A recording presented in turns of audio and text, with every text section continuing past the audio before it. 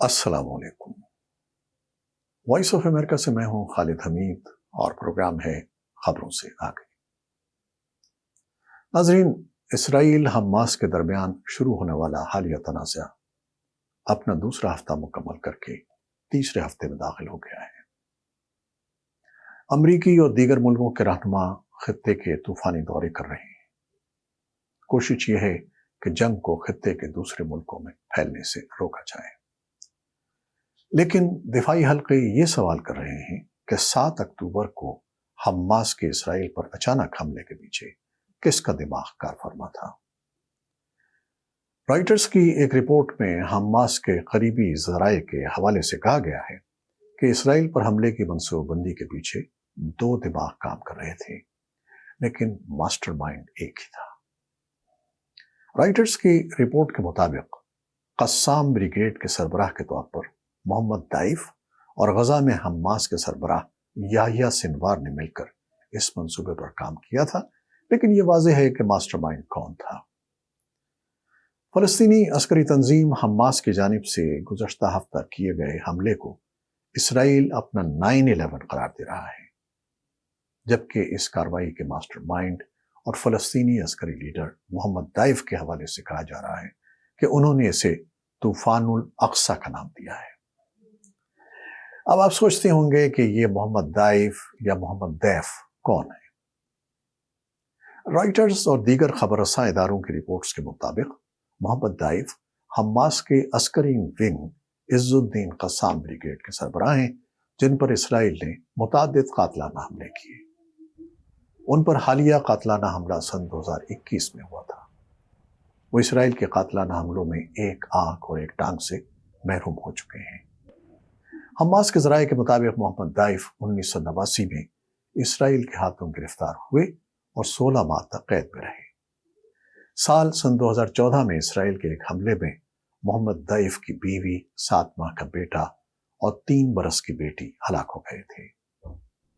फलस्तीनी ज़राए का कहना है कि इसराइल ने हमास के हमले के बाद गजा में रात के हमलों में जिन मकानात को निशाना बनाया, उनमें मोहम्मद दाइफ के वालिद का घर भी शामिल है। ज़राए के मुताबिक दाइफ के वालिद, भाई और दीगर रिश्तेदारों की हलाकत की भी इत्तलात हैं।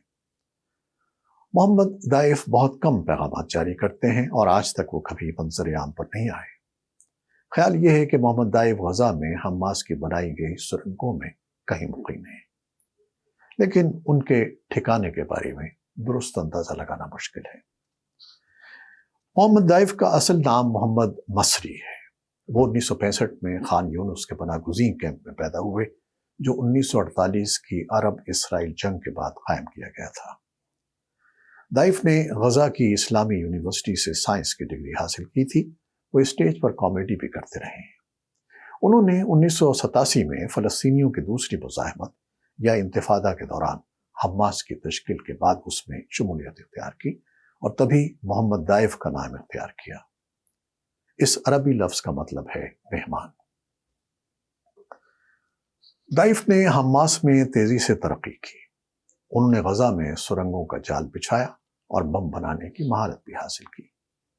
गुज़श्ता दहाई के दौरान वो इसराइल को मतलूब तरीन अफराद की फहरिस्त में शामिल हुए। इसराइल उन्हें खुदकुश धमाकों में अपने दर्जनों शहरियों की हलाकत का जिम्मेदार करार देता है। 7 अक्टूबर को जब हमास ने जुनूबी इसराइल में हमले का आगाज किया, तो उसके बाद उन्होंने अपने ऑडियो पैगाम में कहा था कि ये कार्रवाई यरूशलेम में मस्जिद अक्सा पर इसराइल के छापों का इंतकाम है। हमास के अस्करी विंग को कामयाबी से चलाने की वजह से उन्हें अहम रहनुमा और जिंदा शहीद समझा जाता है, लेकिन दुनिया उन्हें एक दहशतगर्द और कातिल करार देती है।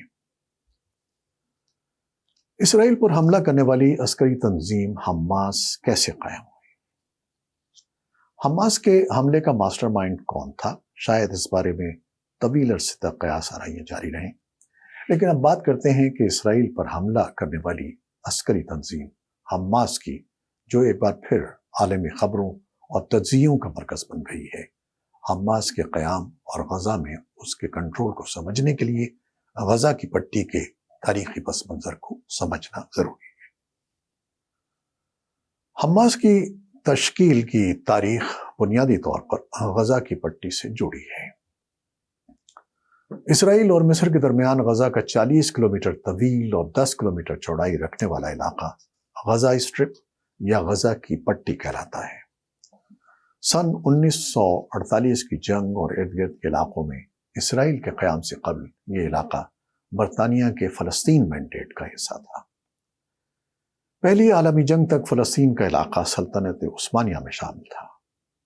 پہلی عالمی جنگ کے بعد 1922 میں اس وقت کی بین الاقوامی تنازعات حل کرنے کے لیے قائم کی گئی عالمی تنظیم لیگ آف نیشنز نے فلسطین کو برطانوی انتظامیہ کے حوالے کر دیا تھا، جسے فلسطین مینڈیٹ کہا جاتا ہے۔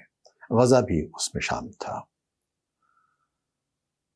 اقوام متحدہ نے 1947 میں جنرل اسمبلی نے اس مینڈیٹ کے اختتام سے قبل ہی فلسطینی علاقوں کو عربوں اور یہودیوں کے لیے الگ ریاست اسرائیل کے درمیان تقسیم کرنے کے منصوبے کی منظوری دی۔ اس منصوبے کے مطابق غزہ اور اس سے ملحقہ علاقے عربوں کو دیے گئے تھے۔ سن 1967 میں ہونے والی عرب اسرائیل جنگ میں اسرائیل نے غزہ، مغربی کنارے اور مشرقی یروشلم کے علاقے بھی حاصل کر لیے۔ فلسطینی ان تینوں علاقوں کو مستقبل میں قائم ہونے والی اپنی مجوزہ الگ ریاست کا حصہ سمجھتے ہیں۔ اسرائیل کے قیام کے لیے ہونے والی جنگ کے دوران فلسطینیوں کی بڑی تعداد نے غزہ میں پناہ حاصل کی۔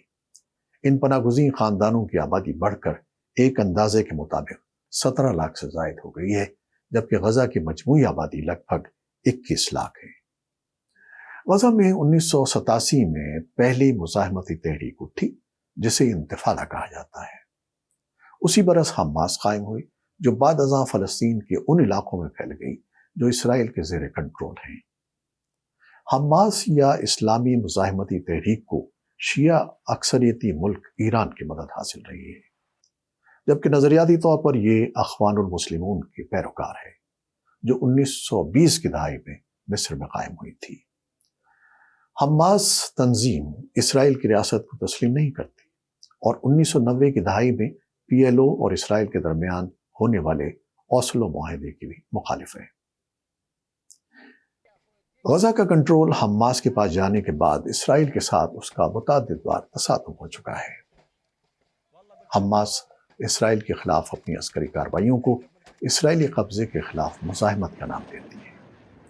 فلسطینی علاقوں میں کارروائی کے ساتھ حماس مشرق وسطیٰ میں امریکی پالیسی اور اسرائیل کی مخالفت کرنے والے اس اتحاد کا بھی حصہ ہے جس میں ایران، شام اور لبنان کی شیعہ عسکری تنظیم حزب اللہ شامل ہیں۔ اگرچہ غزہ حماس کا گڑھ ہے، تاہم اسے دیگر فلسطینی علاقوں سے بھی مدد حاصل ہے۔ اس کے رہنما قطر سمیت مشرق وسطیٰ کے دیگر ممالک میں پھیلے ہوئے ہیں۔ تو ناظرین، یہ کچھ معلومات تھیں جو ہم نے آپ کو مہیا کی۔ آپ کے خیال میں حماس کو فلسطینیوں کے حقوق کی نمائندہ جماعت سمجھنا جائز ہے؟ کیا فلسطین اسرائیل تنازع کا کوئی پرامن حل تلاش کرنا ممکن ہے؟ حالیہ اسرائیل حماس تنازع کو ختم کرنے کے لیے امریکہ اور دیگر مغربی ملک کیا کردار ادا کر سکتے ہیں؟ ضرور بتائیے گا، ہمیں آپ کی رائے کا انتظار رہے گا۔ خالد حمید کو اجازت دیجیے گا۔ اللہ حافظ۔